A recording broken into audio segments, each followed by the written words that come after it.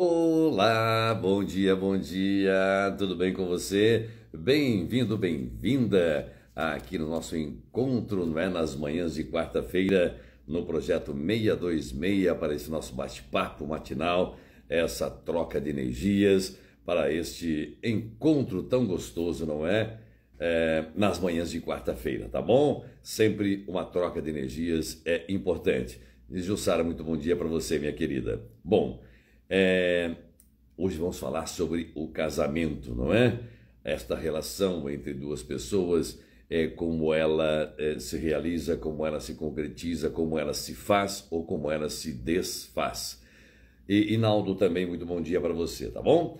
E se você quiser compartilhar, se você quiser convidar mais pessoas para estarem conosco, será um prazer imenso, tá bom? E também falar a respeito da sua relação. Pode dar depoimentos, pode falar como você quiser, o que você quiser, se a sua relação amorosa, seu casamento é perfeito, se ele continua sólido, forte, se ele se desfez, quais foram os motivos, para a gente ir conversando, discutindo aqui a respeito do casamento, não é? Eu poderia começar trazendo de uma maneira melodiosa, o casamento para dar certo, o casamento tem que ser assim, invocando aqui o Eros, né? O símbolo do amor, Deus do amor e tal. Não vamos falar sobre isso porque a realidade é bem diferente. Nós sabemos que a contemporaneidade exige comportamentos diferentes de cada um de nós, e por isso algumas relações intempestivas, a impulsividade faz com que as pessoas se separem cada vez mais. Então, o período de casamento, a duração desse casamento está cada vez mais reduzindo, né, em relação a algumas décadas atrás. Quanto mais se passa, parece que menos as pessoas se toleram. O que será que está acontecendo? Por que não há essa tolerância? Por que as pessoas não estão se suportando mais? O que há por trás disso, não é? Marcelo, bom dia. Tati, bom dia também, não é? Bem-vinda. Bom, então nós temos que entender o que está acontecendo. Quais são as transformações? Por que cada vez mais as pessoas se entendem menos? Por que cada vez mais as relações duram menos? Quais interesses estão sendo colocados à frente? Eu fiz uma live aqui há algum tempo atrás falando sobre a relação entre duas pessoas, não é? Seja uma relação amorosa, familiar, não importa, mas a relação. Como construir uma relação, como voltar os olhos para a relação em si e não para o interesse meu dentro daquela relação, não para o interesse do outro dentro daquela relação. E é por isso então que nós estamos assistindo a tantas relações se desfazerem. Elas se desfazem facilmente, não é? Há uma impulsividade gigantesca no sentido de buscar uma relação com o outro e nesta mesma velocidade vemos que ela se desfaz, desmorona, não é? Por que isso está acontecendo? Bem, é claro que há algumas questões importantes que temos que considerar, não é? Quando nós colocamos o nosso interesse à frente, quando nós colocamos o nosso projeto, a nossa percepção, a nossa maneira de enxergar determinada situação, o nosso jeito de fazer, o nosso jeito de manipular, o nosso jeito de controlar, desprezando isso no outro, na outra, tem tudo para fracassar. A relação tem tudo para não dar certo, evidentemente, porque o meu interesse está sendo colocado à frente. Não é fácil o convívio com outras pessoas. Não é fácil manter um casamento. Mas para quem consegue, torna-se simples. Torna-se algo tranquilo, porque ambos acabam por obedecer a alguns princípios. E quando falamos obedecer a alguns princípios, não significa tornar-se subserviente a este outro. Não é disso que estamos falando. Obedecer a alguns princípios, entendemos que há certas questões que precisam ser trazidas para a discussão, para entendermos que uma relação pode ou não, vai ou não dar certo, porque não adianta eu entrar numa relação achando que somente eu sei, que somente minha vontade deve prevalecer, que somente meus interesses devem prevalecer. Não! Eu tenho que entender que numa relação há o interesse de ambos, Ambos devem estar voltados, investindo na relação em si e não em si próprios, que não vai dar certo, não é? Chafi, bom dia também. Fernando César. Ô, Fernandão, tudo bem? Bom dia, meu querido. Bom, então vamos lá. Numa relação, se eu quiser que uma relação dê certo, eu tenho que aprender a ceder. O que é ceder? Cada tópico que eu trouxer aqui, eu espero que você compreenda profundamente sobre o que eu estou falando. Ceder não significa acovardar-se. Ceder não significa desistir de um ideal, desistir de um sonho, desistir de um projeto. Ceder não significa entregar-se à vontade do outro. Não é isso. O que é que atrai duas pessoas? Senão as diferenças. São as diferenças que nos atraem.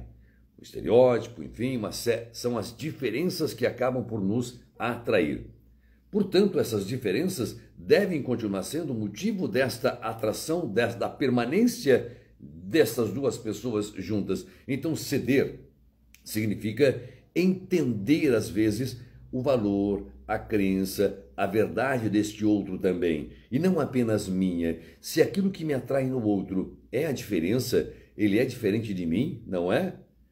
Senão eu viria sozinho e casaria comigo mesmo, não é verdade? Mas se é a diferença que me atrai, então é esta diferença que deve alimentar a relação. Então temos que ceder um pouco, ceder em relação àquelas convicções fortes que eu tenho em relação a determinadas situações, ceder em relação à comida, em relação a passeio, em relação à roda de amigos, em relação à educação dos filhos, a organização dentro de casa. Não adianta eu querer que tudo seja exatamente igual àquilo que eu quero, não entendendo esse valor que o outro dá a determinada situação. Então eu tenho que aprender a ceder para que juntos, eu gosto de A, o outro gosta de B. Não vai dar certo se eu passar a vida inteira defendendo o A e ele defendendo o B. Nós temos que botar isso no liquidificador e tentar produzir um C, que é uma alternativa. Este C contém tanto do A, meu, como do B, dele ou dela. Então teremos este elemento chamado C, que representa então esta união, que representa esta relação. Aprender a ceder. É fácil, meu querido e minha querida? Não é fácil. É por isso que a gente assiste a tantos casamentos, tantas uniões desmoronarem 1 ano, 2 anos depois do casamento, muitos antes, com meses, Aquela festa estrondosa, maravilhosa, 2 ou 3 meses depois, a união não existe mais, não é? Ateliê Infinita Luz, bom dia. Célia, bom dia.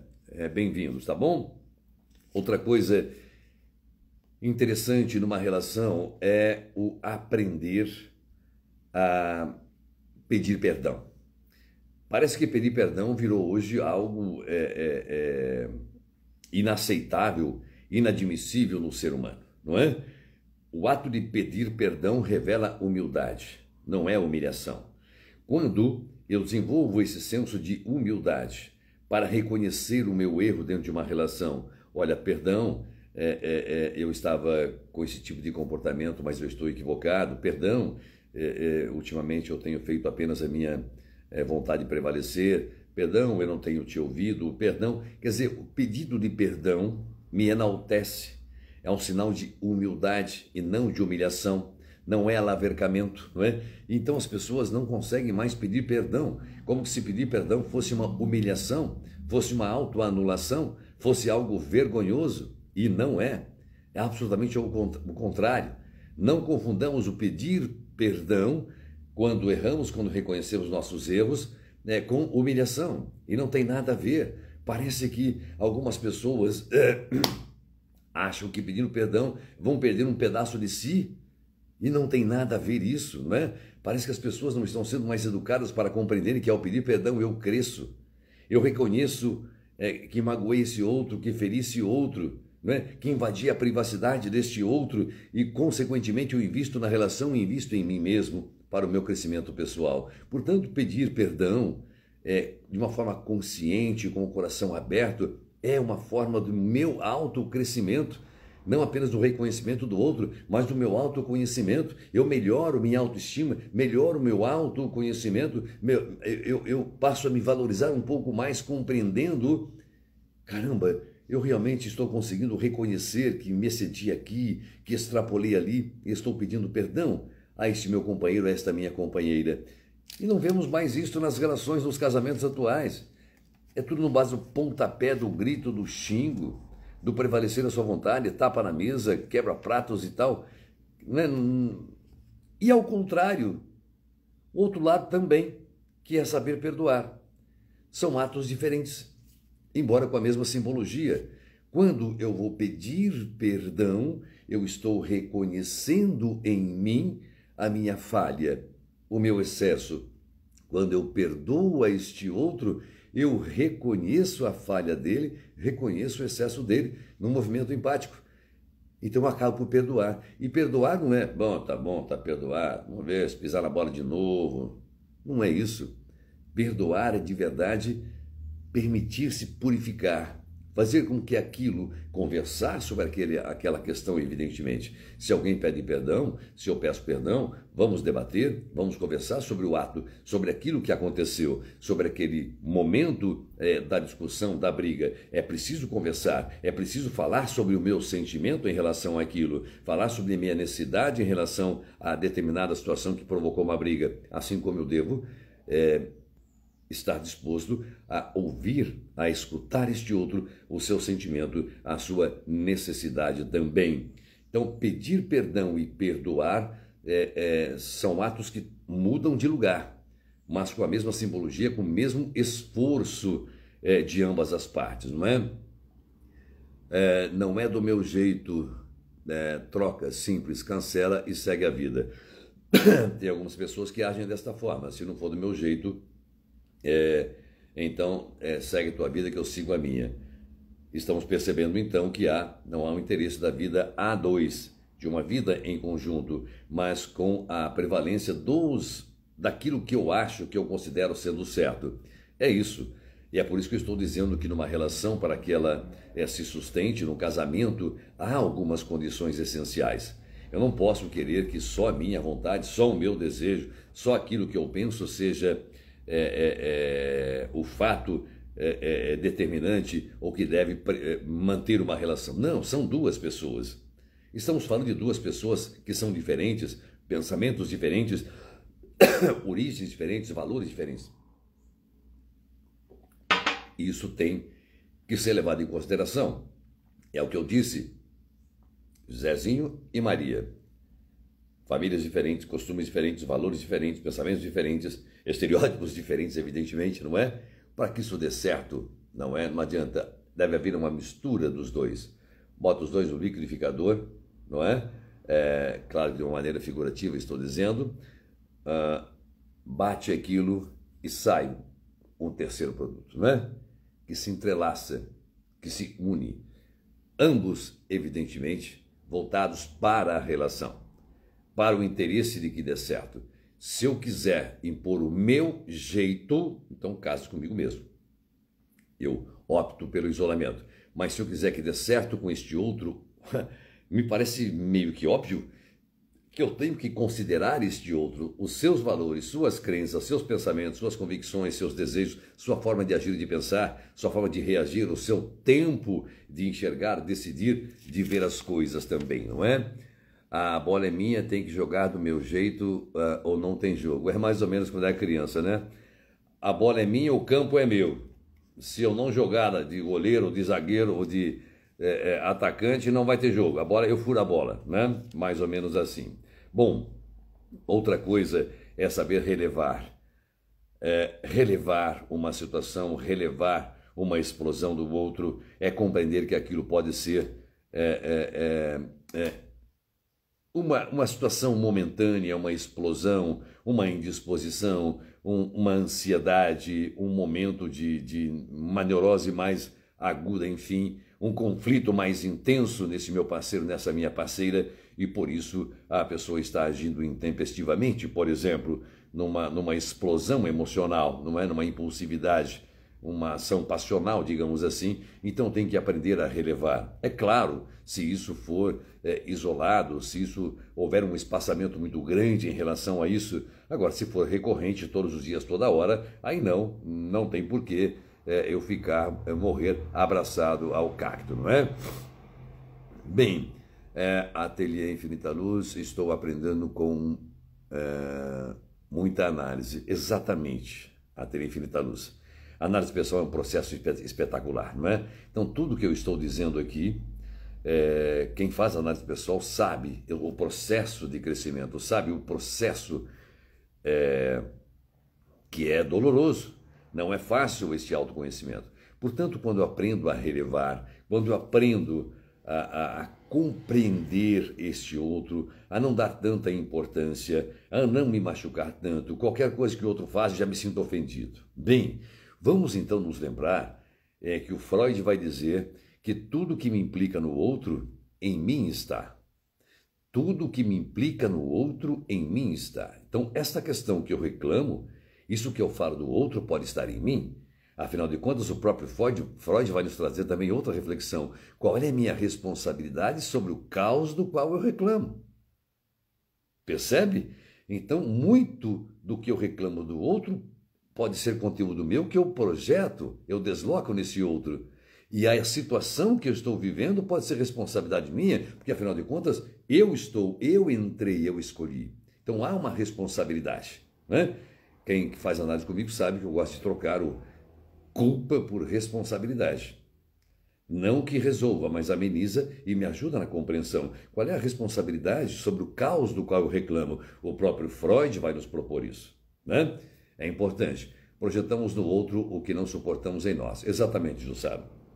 Acabamos por projetar aquilo que não admitimos em nós. É importante. Introjetamos certas questões, inconscientemente não percebemos, não suportamos aquilo e acabamos por projetar no outro, não é?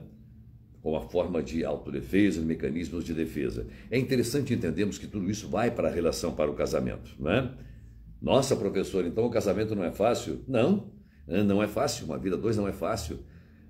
Exige muitos comportamentos, muitas decisões, muitos atos racionais e não apenas passionais, emotivos, enfim, com impulsividade. Exige que eu tenha um comportamento racional, tal qual numa relação laboral, por exemplo, eu tenho que ser responsável, não que lá eu fique como um mármore o tempo todo, não é isso, mas eu preciso elaborar, eu preciso pensar. Outra coisa é abrir mão, por exemplo, abrir mão das minhas convicções, abrir mão de meus interesses pessoais, ser menos egoísta. Eu já falei aqui sobre o egoísmo, fiz uma live a respeito sobre egoísmo, né? Que ele é muito mais amplo do que querer tudo para si. O egoísta é aquele que quer tudo para si, quer o melhor pedaço do bolo, quer o melhor ingrediente da feijoada. Não é isso, ou não é só isso. Essa é uma forma muito simplista de analisar o egoísta ou o comportamento superegóico, não é? Mas o egoísmo é o desejo da prevalência daquilo que ele pensa, daquilo que ele acha como sendo certo e justo, a imposição de seu pensamento, aquele que quer doutrinar, que quer manipular, que quer, enfim, impor uma condição, criando uma dependência emocional. Enfim, nós temos que raciocinar muito a respeito disso. Nós temos então que abrir mão do nosso egoísmo, entender que esse outro tem as mesmas obrigações, por certo, mas os mesmos direitos, a mesma regalia. É como essa história de hoje em dia, né? O homem pode ser puteiro, mas a mulher não. O homem é garanhão, se ele sair com outra, a mulher é galinha. Quer dizer, há uma certa discrepância, um machismo, uma forma egoísta de enxergar a situação. Ambos têm o mesmo direito, não é? A grande maioria acha que relacionamento é conto de fadas, e isso não existe. Por certo, Ateliê Infinita Luz, não existe. Muita gente acha que isso é um romance, por isso que estamos vendo muitos casamentos sendo desfeitos precocemente. Meses depois da cerimônia estão sendo desfeitos. Porque as pessoas, me parece que, sem considerar, não é? Que é muito comum, na clínica as pessoas confessarem que casaram-se para fugir da casa, casaram-se para fugir do pai, fugir da mãe, enfim, para ter liberdade, para constituir minha própria família, sem considerar realmente o que é um casamento. É muito comum dizer: casei para fugir de casa, casei para sair de casa. Ora, se eu não consigo dentro de minha própria casa uma harmonia, que a mesma família, o mesmo DNA, não é? O mesmo ambiente, mesmas pessoas, mesmos hábitos, enfim, como é que eu vou com um estranho, com uma estranha, constituir algo mágico e maravilhoso? Então, nesse momento que eu estou na fuga de um ambiente para outro ambiente, para uma outra situação, eu fico cego em relação às diferenças em relação a este outro, não é? Outra coisa é abrir mão, respeitar a liberdade, não é? Temos que entender que um casamento não significa prender o outro, não significa tirar dele a liberdade de pensar, a liberdade de agir, a liberdade para estar só, a liberdade para estudar, a liberdade para ter amigos, a liberdade para o salão de beleza, a liberdade para um futebolzinho, a liberdade para... Enfim, um casamento não é prisão. Casamento não é prisão. Nós não podemos aprisionar este outro. Nós temos que investir nesta relação para que um deseje estar com o outro, mas não aprisionar este outro a mim. Quando há uma tentativa de aprisionamento, de prender este outro, não há um desejo do outro estar comigo, estou prendendo este outro. Então essa liberdade tem que ser respeitada, não é? É preciso estarmos atentos para não sermos alvo do egoísmo do outro. Também, é claro, independência é permitir que o outro se torne independente, não aprisionando-o emocionalmente, sentimentalmente, financeiramente, não oprimindo. Então é permitindo essa liberdade, dar a ele essa liberdade, dar a ele essa independência. Entendeu então, meu querido e minha querida? A live de hoje tem esse objetivo, de falar a respeito da relação. Como todos já disseram aqui, não é simples, não é fácil, mas é possível, desde que eu compreenda isso, desde que eu entenda isso, que o outro tem os mesmos direitos que eu tenho. E nós poderíamos trazer aqui, mas vou trazer numa próxima oportunidade. E bancos, agenda, celulares, os casais contemporâneos têm compartilhado? Têm permitido acesso? É tudo em conjunto? Ou é cada um com o seu, é tudo privado? Não pode mexer no meu celular, não pode ter acesso ao meu banco, não pode... Como seriam as relações? E quais os resultados disso? Tá bom? Voltaremos a falar a respeito do casamento, das relações. Tá bom? Grande beijo para você, ótimo dia. Tchau, tchau.